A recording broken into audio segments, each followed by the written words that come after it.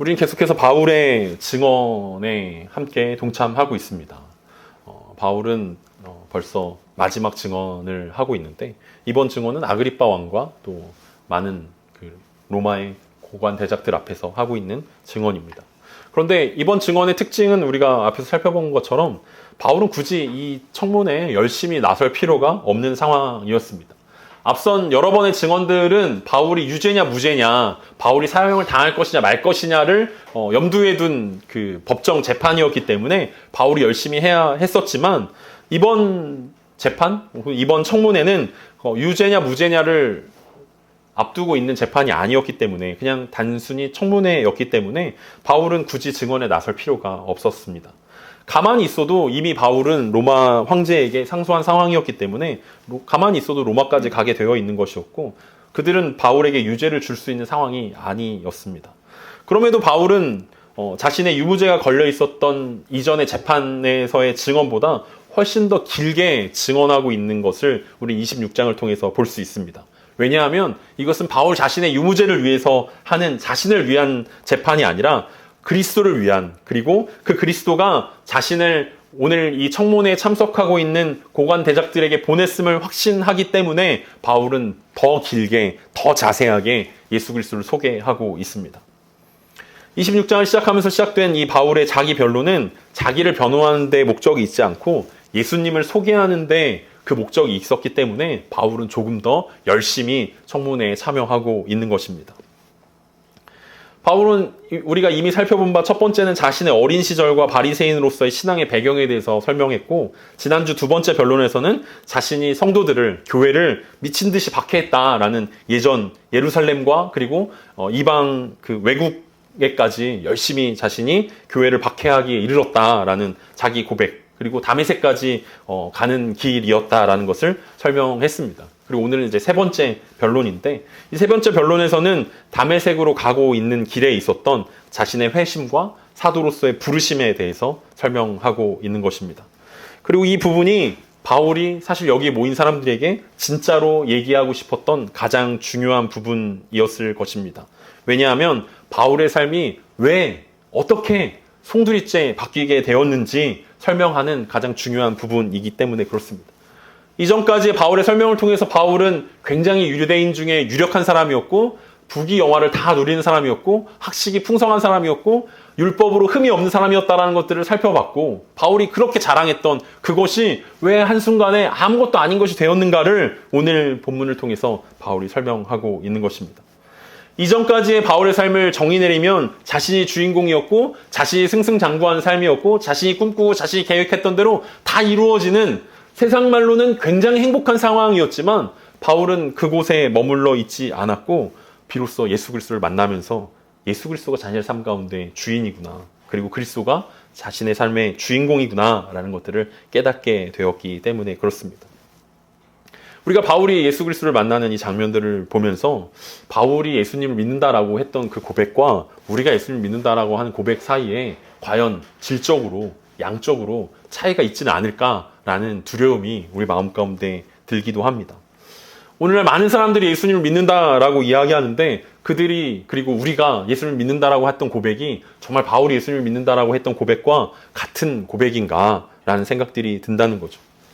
많은 사람들이 예수님을 믿는다고 하지만 놀랍게도 예수님에 대한 기대가 이렇습니다. 예수님은 정말 좋은 분이고 사랑이 넘치는 분이고 그래서 대부분 예수님은 우리의 삶 가운데 어떤 잔소리를 하시거나 명령을 하시거나 요구하시는 분이 아니라 사랑이 넘치시는 분이기 때문에 그냥 저 멀리서 그냥 지켜만 보고 계시고 아무 말도 안 하시고 아무것도 요구하시지 않는 분이라고 생각하면서 그런 예수님을 우리는 믿는다라고 이야기합니다.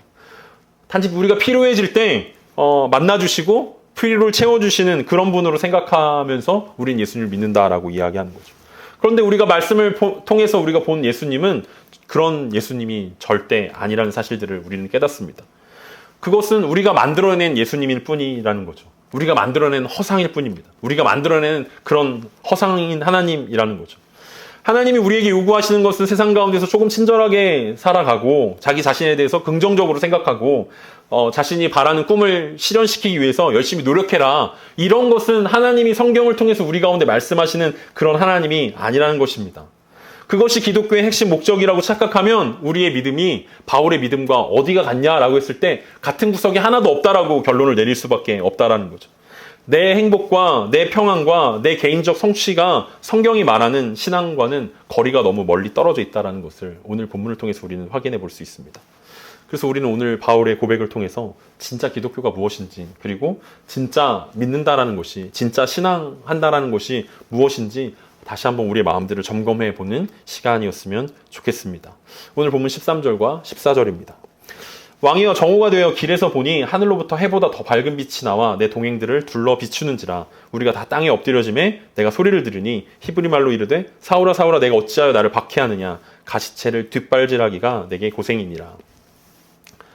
오늘 청문회의 주관자인 아그리빠에게 바울은 계속해서 주의를 요구하면서 왕이여 라고 외치고 있습니다. 물론 왕인 아그리빠 왕뿐만 아니라 그곳에 모인 모든 사람들이 이번 바울의 주장에 집중해 줄 것들을 요구하는 것입니다. 바울은 이전 말씀을 통해서 다메섹으로 가는 그 길에 대제사장으로부터 받은 임명장을 손에 들고 의기양양하게 다메섹으로 가고 있었다라고 고백했습니다. 그게 12절의 고백이었습니다. 그 세상에 모든 것을 다 가지고 있는 사람이다라고 바울은 착각하면서 그렇게 다메섹으로 가고 있었던 것입니다. 그런데 그 다메섹으로 가던 그 중에 그 정오가 지나게 되었을 때 어떤 일이 일어났습니까? 하늘로부터 해보다 더 밝은 빛이 바울과 동행들을 둘러 비췄다라고 고백합니다. 왜 정오라는 사실들을 바울이 이야기하냐면 해가 가장 빛나는 시간이 정오기 때문에 바울은 그 정오를 기억하고 있습니다. 그리고 그 가장 빛나는 정오보다 더 밝은 빛이 자신과 사람들을 비췄다라고 고백하고 있습니다. 그러니까 앞서 바울이 자신의 간증을 했던 22장이나 9장에서의 고백과는 전혀 다른 이야기입니다. 그러니까 그때 모였던 사람들도 함께 그 빛을 봤다라고 이야기합니다. 왜냐하면 청문회 자리이기 때문에 증인들이 있는 거다. 이거 나만 본 게 아니라 나랑 함께 했던 많은 사람들이 함께 그 빛을 봤다라고 고백하고 있습니다. 그리고 그 빛을 본 순간 모두 다 땅에 엎드려지게 되었습니다. 그리고 하늘로부터 히브리 말로 바울에게 소리가 들려왔습니다. 이 소리는 바울만 들었던 것 같습니다. 하나님의 강력한 임재가 빛과 소리로 사울을 감쌌다라는 것을 빛을 보았다라고 표현하고 있는 것입니다. 이 순간 바울은 아무것도 할 수가 없었습니다. 그때 바울을 향해 예수 그리스도의 음성이 바울을 불렀습니다. 히브리식으로 사울이라는 바울 이름을 가지고 있다라고 예전에 설명한 적이 있는데 사울아 사울아 라고 2번 불러주시는 예수 그리스도의 음성을 바울이 들었습니다. 혹시나 바울이 못 알아들을까 봐 예수님은 바울에게 히브리 말로 부르셨다라고 이야기합니다. 그러니까 그냥 바울이 할 수 있는 여러 나라 말이 있었는데 그 중에 바울이 제일 잘하는 모국어인 히브리 말로 바울을 부른 것입니다. 그리고 그 부른 그 예수 그리스도는 어찌하여 나를 박해하느냐라고 예수 그리스도의 질책이 이어졌습니다. 생각해보면 바울은 조금 억울했을 것 같기도 합니다. 왜냐하면 바울은 한 번도 예수님을 만나본 적이 없었습니다. 그리고 예수 그리스도를 십자가에 못 박지도 않았습니다. 당연히 예수 그리스도를 채찍질하거나 돌을 던지거나 박해한 적도 없습니다. 그런데 오늘 등장한 예수님의 음성은 네가 나를 박해한다라고 말씀하고 있습니다. 그럼에도 예수님이 왜 네가 나를 박해하느냐라고 말씀하셨냐면 바울이 지금 하고 있는 일, 교회를 잔멸하려고 하고 성도들을 박해하는 일들이 예수 그리스도와 연결되어 있다라는 사실들을 예수 그리스도가 오늘 바울을 향해 알려주고 있는 장면이기 때문에 그렇습니다. 그러니까 우리가 교회라는 것이라면 우리가 성도로 살아간다라면 그 성도의 머리 되시고 교회의 머리 되신 분이 예수 그리스도고 성도가 받는 핍박은 그리스도가 받는 핍박이고 그래서 그리스도가 받는 핍박이 우리가 받는 핍박이고 그리스도가 당한 고난이 우리가 당한 고난이다라는 사실들을 예수님이 바울에게 알려주고 있는 것입니다. 그러면서 예수님은 당시 헬라와 로마 문화권에서 자주 사용되던 격언인 가시체를 뒷발질하기가 내게 고생이다라는 말씀을 바울에게 전해 주었습니다. 그러니까 가시체라는 게 소나 나귀가 주인의 뜻에 따라가게 만드는 어떤 뾰족한 막대기 같은 거였는데 그걸 뒷발질하면서 주인의 뜻에 반항하는 그 소나 나귀의 모습들을 보여주는 것입니다. 그리고 그것의 의미는 신의 뜻에 거슬러서 자신에게 정해진 운명을 거스르는 것은 무의미한 일들이다라는 속담이었습니다. 그러니까 성경에 나와 있지만 하나님은 그때 당시 굉장히 유행하는 그때 당시에 모든 사람들이 알고 있는 그 속담을 통해서 바울에게 알려주신 거죠. 네가 지금 하고 있는 건 신의 뜻을 거스르는 거야. 네가 하나님을 잘 섬긴다라고 열심으로 섬긴다라고 이야기하고 있지만 넌 지금 하나님의 뜻과 정반대로 가고 있는 거야. 굉장히 무의미한 일들이고 네 발만 아픈 일들이야 라고 예수님께서 말씀하고 있다라는 거죠. 그러니까 바울은 하나님께서 자신에게 하신 말씀이라고 전하고 있지만 거기에 모여있는 사람들은 다 각자 자신이 섬기는 신들을 떠올렸을 것입니다. 아, 우리가 신이 정한 운명에 혹은 신이 정한 그 뜻에 반대하는 사람들을 살고 있는 건 아닌가? 라는 그 생각들을 했다라는 거죠. 그래서 그 생각을 할까봐 바울은 이제 15절에서 이렇게 덧붙입니다. 내가 대답하되 주님 누구시니까 주께서 이르시되 나는 네가 박해하는 예수라.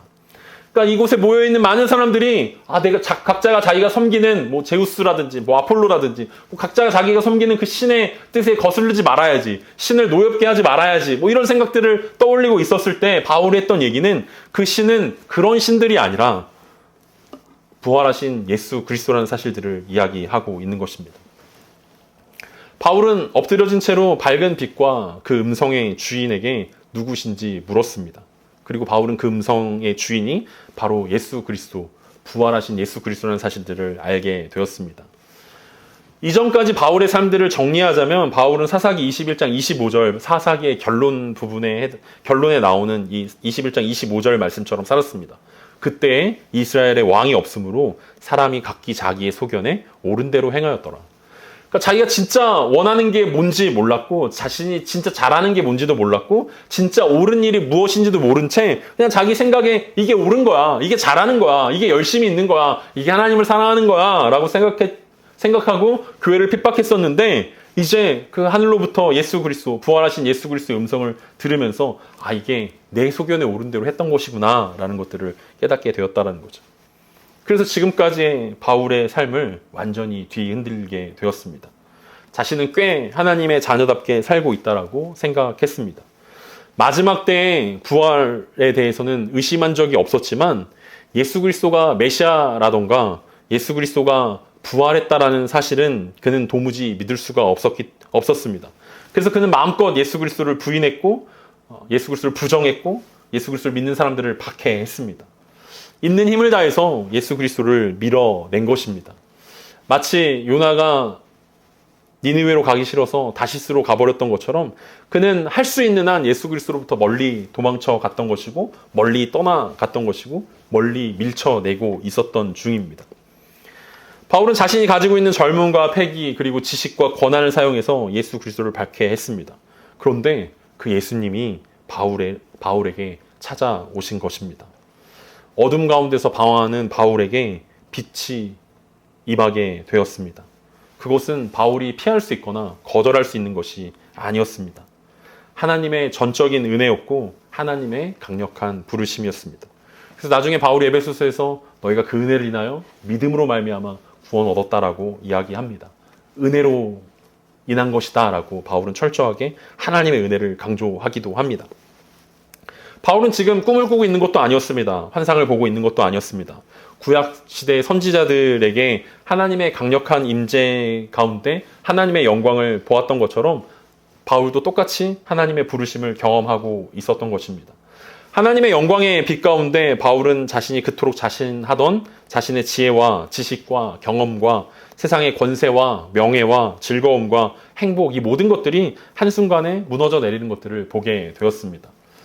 하나님의 영광의 빛이 비춰주시니까 그것이 자신이 그토록 자랑하던 것이 아무것도 아니라는 사실들을 깨닫게 되었습니다. 우리가 바울의 간증이기 때문에 이 간증을 보면서 늘 우리가 하는 간증이 왜 바울의 간증과 다른가 그런 이야기들을 한 적이 있습니다. 하나님의 영광의 빛 앞에 서니까 바울이 자랑하던 것들이 아무것도 아닌 게 되는 것이 바울이 하던 간증이었습니다. 근데 우리가 흔히 실수하는 것 중에 하나가 하나님의 영광의 빛을 비췄는데 우리는 여전히 세상의 것들을 자랑하는 거죠. 하나님의 영광의 빛이 비춰주셔서 우리가 새롭게 되어서 그 새로운 영혼이 되었고 새로운 피조물이 되었고 하나님의 자녀가 되었습니다. 이것을 자랑하는 것이 하나님의 은혜를 자랑하는 건데 우리가 보통 자랑하는 것은 하나님의 영광의 빛이 비춰주셔서 우리가 병이 낫게 됐고 취업에 성공하게 됐고 부자가 되게 됐고 세상에서 성공하게 되었습니다. 라는 하나님의 영광의 빛 가운데 비추면 아무것도 아닌 것들을 우리는 자랑하면서 그게 하나님의 영광입니다. 하나님께 감사입니다. 라고 착각하는 경우가 많이 있다는 것입니다. 왜냐하면 예수 그리스도를 믿는다라고 이야기하면서 여전히 자기 중심적으로 신앙생활을 하고 있기 때문에 그렇습니다. 영광의 빛이 비춰져서 우리 삶 가운데 있는 그 세상의 영광들이 하나도 빛나는 것들이 아니구나. 하나님의 영광의 빛 가운데는 정오에 해도 빛나는 것들이 아니었다면 우리가 반짝인다라고 생각하는 다이아몬드의 빛, 어떤 세상에 반짝거리는 거, 그런 것들은 절대로 영광이 될 수 없다라는 사실들을 우리가 깨달아 알아야 한다는 것입니다. 만약 여전히 내 중심적으로 신앙생활을 하고 있고 여전히 하나님의 영광의 빛이 우리를 세상의 빛으로 이끌고 있다라고 고백하고 있다면 우리는 아직 하나님의 영광의 빛을 제대로 보지 못한 것일 것입니다. 그래서 우리는 오늘 예배를 통해서 하나님이 영광의 빛으로 우리의 삶을 비춰주시기를 기도해야 할 것입니다. 한번 봤다고 해서 끝나는 것도 아니고 계속해서 우리는 하나님의 그 영광의 빛 가운데 나아가야 한다는 것입니다. 여전히 세상이 커 보이고 여전히 내가 중요하고 여전히 나 중심으로 살아갈 때 예수 그리스도는 우리를 위해 탄식하며 눈물을 흘리고 계시기 때문에 그렇습니다. 네가 나를 박해하는 예수다라는 그 말씀을 단순히 바울에게만 한 것이 아니라 우리 가운데도 동일하게 하고 있을 것입니다. 부활하신 주님만이 우리의 주인이시고 우리 삶의 주인공이라는 사실을 고백하는 것. 그래서 바울처럼 내가 그리스도와 함께 십자가에 못 박혔고 이제 내가 사는 것이 아니라 그리스도를 위해 사는 것입니다 라고 고백하는 것, 그것이 그리스도의 영광의 빛 가운데 덮쳐졌을 때 바울의 반응이었고 바울의 고백이었습니다. 그래서 바울을 찾아오신 주님은 바울에게 바로 사명을 주십니다. 16절부터 18절입니다. 일어나 너의 발로 서라. 내가 내게 나타난 것은 곧 내가 나를 본 일과 장차 내가 내게 나타날 일에 너로 종과 증인을 삼으려 함이니 이스라엘과 이방인들에게서 내가 너를 구원하여 그들에게 보내어 그 눈을 뜨게 하여 어둠에서 빛으로 사탄의 권세에서 하나님께로 돌아오게 하고 죄사함과 나를 믿어 거룩하게 된 무리 가운데서 기업을 얻게 하리라 하더이다. 오늘 바울의 믿음을 우리가 함께 살펴보면서 바울은 회심과 동시에 사명을 받았구나 라는 사실들을 깨닫게 됩니다. 그러니까 우리가 회심했다라고 흔히 이야기하는 어둠에서 빛으로 옮기게 된 이 사건이 바울에게 의미하는 것은 뭐였냐면 바울이 이제 하게 돼야 되는 그 사명자가 됐다라는 것들을 의미하고 그 사명자가 됐다라는 것은 자신이 어둠에서 빛으로 옮겼던 것처럼 나도 누군가가 어둠에서 빛으로 옮기게 하는 그 사명이 나에게 주어진 사명이구나를 깨닫게 된다라는 거죠. 그런데 오늘날 우리는 회심과 사명을 별개로 생각합니다. 내가 회심은 했지만 하나님의 자녀가 되었지만 내가 세상 가운데에는 바울과 다른 사명을 가지고 있을 거다라는 생각들을 한다는 거죠. 왜냐하면 앞에서 얘기했던 것처럼 여전히 내가 주인공이기 때문에 내 중심으로 하나님을 믿는다라고 이야기하기 때문에 나에게 주어진 사명들을 우리가 헷갈릴 때가 많이 있습니다. 바울은 회심한 이후에 바울에게 맡겨진 일은 단순했습니다. 예수 그리스도의 종이 되어 빛의 증인이 되라는 것이었습니다. 예수님은 먼저 바울에게 일어나 발로 서라고 말씀하셨습니다. 그리스도의 종과 증인이 되어 주님이 말씀하신 곳에 언제든지 어디든지 나갈 준비를 하라는 것이었습니다. 새로운 사명을 시작하라는 주님의 명령이었습니다. 바울에게 이야기했던 사화는 노를 젓는 종을 의미했다라고 이야기합니다. 여러분 예전 로마 시대 영화 보면은 노 젓는 노예들이 어떻게 저었는지 여러분 본 적 있지 않으십니까? 네, 그냥 가판 밑 아래서 채찍질 당하면서 아무 생각 없이 계속 노를 젓는 것입니다. 어디로 가는지 어떻게 해야 되는지 모르는 그냥 계속 끊임없이 노를 젓는 그런 종을 이야기하는 것입니다. 우리가 생각할 때 우리는 좀 높은 종, 권세 있는 종, 조금 이렇게 명예로운 그런 종을 생각하지만 바울에게 하나님 말씀하셨던 종은 그냥 노를 젓는 가장 낮은 하급 종을 이야기했습니다. 높은 자리가 아니라 철저히 주인의 명령을 따르는 그 자리를 의미했습니다. 여기서 주님께서 말씀하셨던 증인은 자신의 본 것을 법정에서 증언하는 사람을 가리키고 있습니다. 훗날 이 증인이라는 단어는 순교자라는 의미로 발전하게 됩니다. 왜냐하면 예수 그리스도를 받고 예수 그리스도를 만났다라는 증언은 반드시 사형에 이르게 되었기 때문에 그렇습니다. 바울은 새로운 사명을 받았습니다. 섬기는 종으로 그리고 목숨을 다해 예수 그리스도를 증언하는 증인으로 살라는 그 부르심을 받았습니다. 그래서 바울이 예수 그리스도를 믿는다라고 했을 때 바울은 회심과 부르심 두 가지를 다 동시에 받게 된 것입니다. 그것은 바울뿐만 아니라 모든 믿는 자들에게 동일하게 펼쳐지는 것입니다. 바울에게 증인이 되라 그리고 섬기는 종이 되라 라고 말씀하신 주님은 이스라엘과 이방인들에게서 지켜주실 것을 약속하셨습니다. 중요한 약속이 17절에 적혀져 있는 것입니다. 이스라엘과 이방인들에게서 내가 너를 구원하겠다. 주님은 바울에게 사명을 주셨을 뿐만 아니라 그 사명을 감당할 수 있도록 보호해 주시겠다라고 약속하셨습니다. 앞에서 얘기했던 것처럼 증인이라는 것은 순교를 각오해야 된다라고 이야기할 정도로 위험한 것이었습니다. 예수 그리스도의 자녀가 된다는 것은 예수 그리스도의 종이 된다는 것이고 증인이 된다는 것이고 그것은 굉장히 위험한 일이었기 때문에 목숨을 걸어야 하는 일들이었습니다. 그러나 하나님은 그 가운데서도 그의 종을 지키겠다라고 약속하셨습니다. 바울이 수많은 환난과 어려움 속에서도 결코 흔들리지 않을 수 있었던 이유는 바로 주님의 약속 때문이었습니다. 하나님께서 나를 지키시겠지. 그리고 나를 지키시는 이유는 그들을 구원하시기 때문이겠지. 그게 18절에 나온 약속입니다. 주님은 바울을 지켜주실 뿐만 아니라 바울에게 증인으로 살 수 있는 능력을 주셨습니다. 하나님이 주신 바로 그 능력으로 바울은 자신처럼 영적으로 눈이 닫혀있는 사람들의 눈을 뜨게 하고 어둠에서 빛으로 옮겨주고 사탄의 권세에서 하나님께로 돌아오게 하는 것이 바로 하나님께서 바울에게 주신 능력 때문이었습니다. 그러니까 바울이 잘해서가 아니라 하나님의 능력이 바울에게 주어졌기 때문에 그 사명을 감당할 수 있는 능력을 주셨기 때문에 바울이 그것들을 감당했고 그것은 바울뿐만 아니라 그리스도의 빛을 누리지 못하는 모든 사람들에게도 동일할 것입니다. 그러니까 모든 그리스도의 빛을 본 사람들은 바울과 같은 동일한 지켜주심의 은혜와 다른 사람들에게 빛을 비춰줄 수 있는 그 은혜가 우리 가운데 동일하게 있다는 것입니다. 18절에 바울의 사명을 요약하면 4가지일 것입니다. 그들의 눈을 뜨게 하여. 그래서 영적으로 소경된 자들의 눈이 열려지는 것입니다.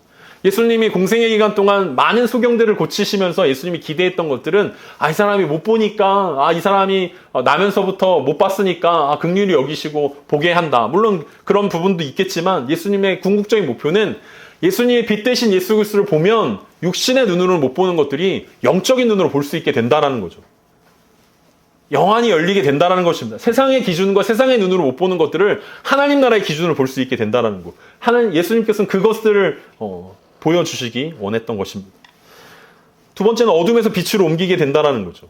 바울이 지금까지 어둠 가운데서 방황하고 죄와 무지의 세계에서 하나님을 모른 채 살아갔다면 이제 빛으로 옮기게 되어서 하나님을 발견했던 것처럼 바울 자신에게 그런 사명이 생기게 된 것입니다. 세 번째는 사단의 권세에서 하나님께로 옮기게 되는 것입니다.